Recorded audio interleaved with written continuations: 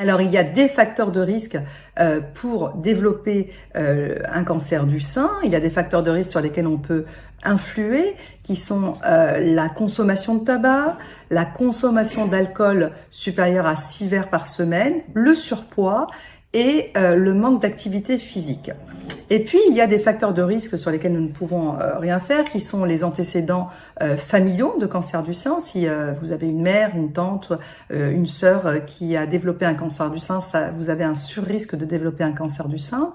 La puberté précoce, la ménopause tardive et le fait d'avoir déjà eu un cancer du sein, eh bien, vous avez 15% de risque de développer un autre cancer du sein sur l'autre sein.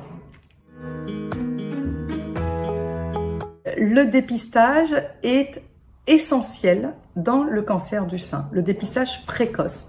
Alors, comment est-ce qu'on met en place ce dépistage précoce? Tout d'abord, il faut consulter son gynécologue une fois par an et celui-ci fera un examen systématique de vos seins à la recherche d'anomalies.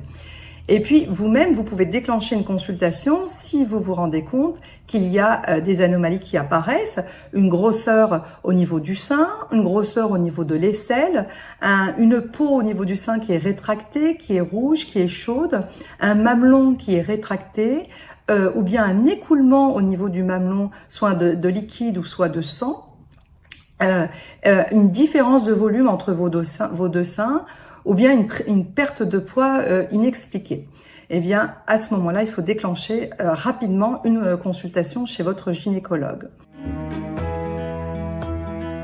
Par ailleurs, vous pouvez pratiquer l'autopalpation. Alors, elle ne se substitue pas du tout à une visite médicale, mais elle permet d'être attentif à vos seins. L'autopalpation, tout d'abord, elle se fait plutôt après la période de règles. C'est la période où les seins ont leur taille et leur volume normaux. Vous allez faire cette autopalpation devant un miroir, soit assis, soit debout.